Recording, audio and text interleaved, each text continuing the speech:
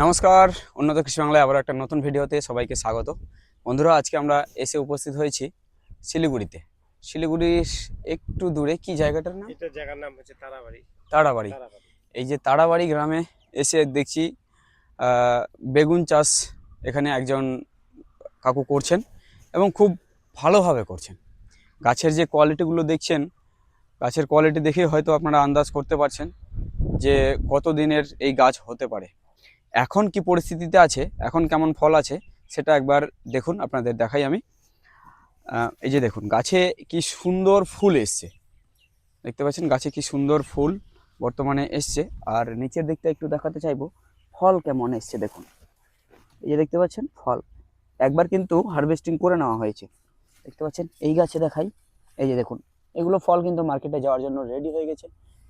এই গাছেও দেখাতে চাইবো, এই গাছেও দেখুন কতটা করে ফল ধরে আছে। মোটামুটি যদি কাউন্ট করি 1 2 3 4 5 6 7 8 9 10 11 মোটামুটি 15 থেকে 17টা প্রত্যেকটা গাছেই ফল কিন্তু আমরা দেখতে পাচ্ছি। তো এই গাছেও একটু দেখে নিন, দেখুন গাছ ভরে আছে, একদম ফলে ভরে আছে, দেখতে পাচ্ছেন কত সুন্দর কালার, সাইজ কি সুন্দর হয়েছে দেখুন। প্রত্যেকটায় ফল দেখুন কত সুন্দর সুন্দর ফল ফুল এসছে। তো এই হচ্ছে এখানে গ্রাফটিং বেগুনের চাষ করা হয়েছে। তো এখানে চারা নেওয়া হয়েছিল 300 পিস। এই 300 পিসই কিন্তু যতটুকু জমিতে লাগানো হয়েছে ততটাই কিন্তু বেঁচে রয়েছে, মানে একটাও মরেনি। তো বিষয়টা হচ্ছে, আমি যা কিছু বলছি এত কিছু আমি ওনার কাছ থেকে জানলাম, তো আপনাদেরও একটু জানানোর চেষ্টা করব। যিনি লাগিয়েছেন কাকুর সাথে আমরা কথা বলবো, বিস্তারিত জানবো এই চাষের সম্বন্ধে, কিভাবে উনি এই চাষটা এত সুন্দর করলেন আর এত সুন্দর গাছের কোয়ালিটি কিভাবে করলেন। নিশ্চয়ই গাছের কোয়ালিটি দেখে বুঝতে পারছেন, বা গাছ কিন্তু কথা বলছে। এই গাছ কথা বলছে এমন যে আমার যত্ন যেমনভাবে নেওয়া হয়েছে বলেই আমি কিন্তু এরকম আকার ধারণ করেছি বা এরকম রূপ নিয়েছি। তো চলুন কাকুর সাথে আমরা একটু বিস্তারিত আলোচনা করি যে উনি কিভাবে এত সুন্দর করলেন এই চাষটি। তো কাকুকে আমরা পেয়েছি সাথে। কাকু নমস্কার। নমস্কার। নমস্কার। কেমন আছেন? ভালো আছি। ভালো আছেন? হ্যাঁ, ভালো আছি। সবার প্রথমে যারা দেখছে এই আচ্ছা। ভিডিওটি, আপনার একটু নাম পরিচয় বলবেন। আমার নাম অমৃত সিংহ। আচ্ছা। হুম। হুম। বাড়ি হচ্ছে আমার তারাবাড়ি। হুম। হ্যাঁ। এই তারাবাড়ি। আচ্ছা, মানে শিলিগুড়ি থেকে হ্যাঁ, শিলিগুড়ি থেকে মোটামুটি কত দূর হবে? শিলিগুড়ি থেকে আসতে গেলে 14 কিলোমিটার হবে, এখানে 14 কিলোমিটার। 14-15 কিলোমিটার হবে। আচ্ছা আচ্ছা। আর আমাদের মেন টাউন হচ্ছে শিমুন্দির। শিমুন্দির থেকে এখানে নর্থ বেঙ্গল ইউনিভার্সিটি, ওখান থেকে 5 কিলোমিটার। আচ্ছা আচ্ছা, ওখান থেকে 5 ঠিক। কিলোমিটার। তো এই যে কৃষিকাজের সাথে হ্যাঁ।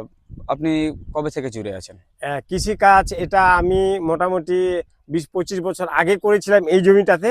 হ্যাঁ। এই জমিটাতে সবজি টবজি করে আমার 4 বিঘা জমি কিনা হয়েছিল তখনই। ও তারপরে মাঝখানে আমার ভাইকে দিয়েছিলাম, এটা ছেড়ে দিয়েছিলাম। আচ্ছা ছেড়ে দেওয়ার পরে এই যে হাতির একটা ধান ক্ষেতের মধ্যে পুরো অত্যাচার হয়ে গেল। আচ্ছা। তো ওই ধান ক্ষেতটা বাদ দিয়ে দিল মোটামুটি 5 বছর ধরে। হুম। তা আবার আমি এবারে নূতন করে নামলাম কৃষিতে।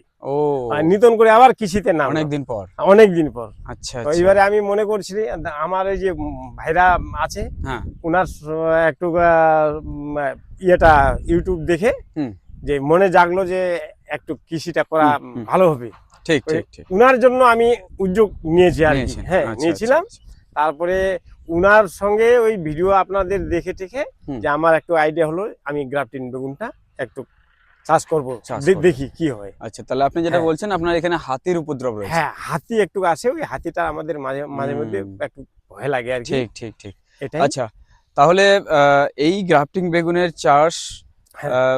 আপনি ভিডিও দেখে একটা অনুপ্রাণিত হয়ে শুরু করলেন। হ্যাঁ, শুরু করলাম। কতটা চারা নিয়েছিলেন? 300 চারা নিয়েছিলাম টোটাল। 300 চারা। হ্যাঁ, 300 চারার মধ্যে যতগুলো চারা লাগানো হয়েছে, হ্যাঁ, তো চারার মধ্যে একটাও মরেনি। যখন এনে রাখছিলাম, ওই রাখার পরে যে 2-1টা শুকিয়ে গিয়েছিল, মোটামুটি 20-20টার মতো। আচ্ছা, ওইটা মরেই গেছে ওখান ওটা থেকে, মরে গেছে। নামার পরে মরে গেছে। তো বন্ধুরা, যেই চারাটা এনাকে দেওয়া হয়েছিল সেই সময়, সেই চারাটা সেই সময় আমরা যেহেতু কোয়ান্টিটি অর্ডার কম এসেছিল বলেই কিন্তু সেই সময় ট্রেনে করে চারাটা আসতো বলেই একটু সমস্যা হয়েছিল। ট্রেনে কার্টুন বক্সে প্যাক করে দেয়, সেক্ষেত্রে আসতেও একটু সময় লাগে, যার কারণে ওটা একটু নষ্ট হয়েছিল। তো এখন সেটা সম্পূর্ণ আলাদা হয়েছে, এখন পুরোপুরি গাড়িতে করে আসে, সেক্ষেত্রে কোনো ধরনের সমস্যা হয় না, চারার কোয়ালিটি একদম ঠিকঠাক থাকে। আচ্ছা, এবার একটু আমাকে জানান, লাগানোর পরে একটাও চারা আপনার মরেনি? মরেনি। তো তার পরবর্তীতে মানে আচ্ছা এই জমিটা কতটা মানে কতটা জমিতে বসেছে আপনার? এখানে তো আমার 4.5 বিঘা জমি আছে, তো 4.5 ওই যে ঘেরাটা দিয়েছি, ঘেরার ওদিকে আবার 2 বিঘা আছে, আচ্ছা ওইদিকে 2 বিঘা আছে। হুম। আর এটা ধরেন 2 বিঘার একটু বেশি মানে আছে। এই বেগুনটা কতটা হবে? এই বেগুনটা মোটামুটি ধরেন 5 কাঠা, 5 কাঠা কি 6 কাঠার মতো 5-6 কাঠার মতো হবে। 5-6 কাঠার মতো। হুম। এবার কিরকম গ্যাপে লাগিয়েছেন? এটা আমি ওই দাদার কথা শুনে ভিডিও দেখে হুম। 3.5 ফুট গ্যাপ করে মানে লাগাইছিলাম। 3.5 ফুট করেছেন। হ্যাঁ, আর এটা কত করেছেন? এটা মোটামুটি 5 ফুট আছে। এটা 5 ফুট 5 আছে। ফুট আছে। আচ্ছা এটা হুম। 5 ফুট আর 3.5 ফুট 3.5 ফুট। মোটামুটি ঠিক আছে।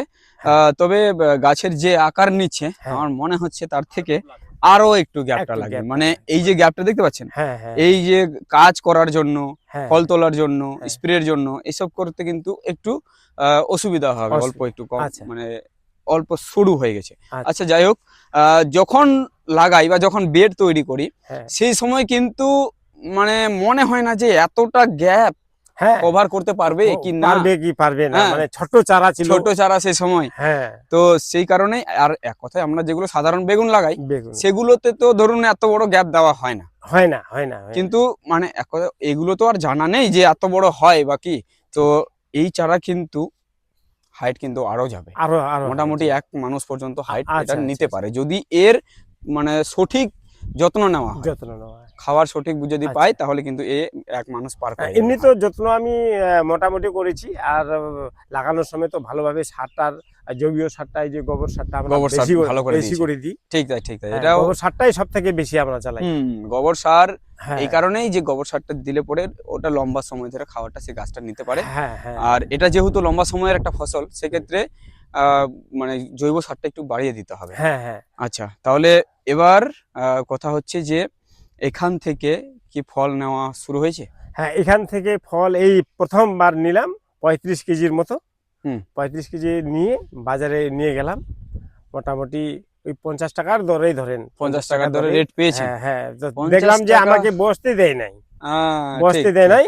আমি যাওয়ার সঙ্গে সঙ্গে বেগ ধরে ফেলছে। এরকম আর কি মানে চাহিদা। একটা ভালো হ্যাঁ, চাহিদা আছে। হ্যাঁ, বাজারে দেখলাম যে এই বেগুনটা মার্কেটে নাই। হুম। এই আমাদের এদিকের মার্কেটে এই এই বেগুনটা বেগুনটা নাই। ওই আচ্ছা ছোট ছোট বেগুন, যেটা লম্বা বেগুন হয়, ঠিক ঠিক ওই ঠিক। বেগুনটাই আর কি। আর আমার বেগুনটা প্রথম আর কি মার্কেটে যাচ্ছে। মার্কেটে গেছে মার্কেটে গেছে। আর একদম বসতে দেয়নি হ্যাঁ, আপনাকে, তাই একদম তো? বসতে দেয় নাই। এইভাবে মানে এরকম হলেই তো হ্যাঁ। একটা মজা লাগে মজা লাগে। চাষবাস করতে আর ফসল মার্কেটে নিয়ে যেতে। আচ্ছা যাই হোক, 50 টাকা রেট পেয়েছেন। হুম, এবার আমরা যেটা দেখছি হুম। এখনো কিন্তু আবার কবে তুলবেন? কিছুটা কিন্তু রেডি হয়েছে তোলার কিছুটা মতো। রেডি হয়েছে। ধরেন আজকে কি বার? হ্যাঁ, সোমবার। আজকে সোমবার, বৃহস্পতিবারে বৃহস্পতিবার বুধবারে তুলবেন। তুলবো। বুধবার তুলবেন, বৃহস্পতিবার মার্কেটে বৃহস্পতিবার নেবেন। মার্কেটে। আচ্ছা, তার মানে সেদিনও কিন্তু ভালো একটা বেরোবে। এবার হ্যাঁ। যদি কথা বলি পোকা, হুম। পোকা কেমন বেরোচ্ছে? পোকা বেগুনে? তো কিছু লাগছে। যেরকম 35 কেজি বেগুন তোলার পর দেখলাম যে 3 কেজির মতো মোটামুটি একটু এই যে ছেদ করেছে। ছেদ করে পোকা। দিয়েছে, হ্যাঁ, হ্যাঁ, ছিদ্রকারী পোকা হ্যাঁ, লেগেছে। ছিদ্রকারী পোকা লেগেছে। তাহলে ওইটা কি বিক্রি হয় না? হ্যাঁ, ওইটা বিক্রি হয় না বলতে গেলে ওইটা মানে নিতে চায় না মার্কেটে। নিতে চায় না? নিতে চায় না। আচ্ছা তারপরে আচ্ছা। আমাদের গ্রামবাসীদেরকে হ্যাঁ হ্যাঁ হ্যাঁ ঠিক তাই। কাউকে দিয়ে দিই খাওয়ার জন্য। আচ্ছা তাহলে এবার দ্বিতীয় হবে সেটা বুধবারের দিন। হ্যাঁ, আচ্ছা হ্যাঁ। তাহলে এবার একটু আমাকে এই বিষয়টা জানান, আপনি এই যে পোকার যেটা বলছেন 3 কিলোর মতো পোকা বেরিয়েছে, হুম, আর এখন আমরা যেটা দেখছি হুম। সেরকম আমরা দেখতে পাচ্ছি না যে কোনো রকমের ছিদ্র মানে ওই কাণ্ড বা ডাল ছিদ্রকারী পোকাও আমরা সেরকম দেখতে পাচ্ছি না, ফলেও সেরকম আমরা পোকা দেখতে পাচ্ছি না, যার মানে মেন কারণ হচ্ছে কিছু কীটনাশক এখানে দেওয়া হচ্ছে। কীটনাশক কি কি ব্যবহার করছেন? আমি যেটা দেখলাম ওনার হ্যাঁ, আপনার আপনার ওই তো যে সেমোডিজ একটা দেখলাম, হ্যাঁ, হ্যাঁ, সেমোডিস একটা দেখলাম। সেমোডিজ 360। হ্যাঁ, তো সেমোডিজ যে ব্যবহার করেছে বা যারা যারা ব্যবহার করেছে প্রত্যেকেরই আমরা শুনলাম, সবাই বলছে যে না খুব ভালো কাজ করছে। হ্যাঁ, তো এই ধরনের মানে সেটা একটা কিন্তু দামি, ভালো দাম, হ্যাঁ, হ্যাঁ, হ্যাঁ, দাম যদিও আছে তার কাজও আছে। কাজও আছে। তো সেই ধরনের কীটনাশকগুলো আপনারা ব্যবহার করার চেষ্টা করবেন, আর প্রতিনিয়ত ফাঙ্গিসাইড আর ওই কীটনাশক আমার তো তো দিয়ে। নাম জানা নাই। ঠিক তাই ঠিক। ওই একটু শুনে আচ্ছা টুনে ওষুধটা নিয়ে এসে ঠিক। ব্যবহার করি আর কি। তো আজ পর্যন্ত হ্যাঁ। এই টোটালে কত খরচ হলো আপনার? এখানে মোটামুটি লেবার টেবার সব মিলায় এই ধরেন না 15,000 টাকার মতো খরচা হয়েছে আর কি। 15,000 টাকার মতো খরচ। হ্যাঁ, গোবর সার, গোবর মিলে, কিছু লেবার মালচিং, মালচিং, চারা সমেত সব মিলায় 15,000 টাকার মতো খরচ হয়েছে। খরচ হয়ে গেছে। আচ্ছা, তাহলে এবার রেজাল্ট কথা বলবে মার্কেট, হুম, আর মার্কেট আর সাথে সাথে ফলন। হুম। তো যাই হোক, গাছের কোয়ালিটি কিন্তু খুব সুন্দর রয়েছে, হুম। খুব ভালো কোয়ালিটি, আর এরকমটা আমরা করিনি। তবে এক কথায় দেখতে পাইনি। আর এখানে যেটা মেইন বিষয় আমাদের যেটা নজরে আসে সেটা হচ্ছে যে অন্যান্য জায়গায় গেলে মোজাইক ভাইরাস, হলুদ হয়ে যাওয়া যে একটা রোগের সমস্যা, সেটা কিন্তু এখানে একটা মাত্র চারাতেও আমরা দেখতে পাচ্ছি না। এই দিকে সেই ওষুধটা নেই বললেই চলে, তাই তো? হ্যাঁ, হ্যাঁ, আপনারা কি দেখেছেন কোথাও কারো জমিতে আপনাদের এই এলাকায়? দেখি নাই। ওই যে আমাদের ভাইরা আছে, উনার যে এই যে লোকাল বেগুনটা লাগাইছিল, হ্যাঁ, উনি বলছে যে আমার ওই একটু এক দুটা গাছে হয়েছে উনার জমিতে। ঠিক ঠিক ঠিক। হ্যাঁ। তো এই হচ্ছে বিষয়। বিস্তারিত আমরা আজকে দেখার চেষ্টা করলাম, জানার চেষ্টা করলাম এনার চাষের বিষয়ে। তো আমার তো খুব ভালো লাগছে। আর গাছেই কথা বলছে যে কেমন যত্ন হচ্ছে, সত্যিই খুব ভালো যত্নের সাথে। আর এই যে দেখতে পাচ্ছেন খুঁটি করা হয়েছে, সাপোর্টের ব্যবস্থাপনা কিন্তু খুব ভালোভাবে করতে হবে।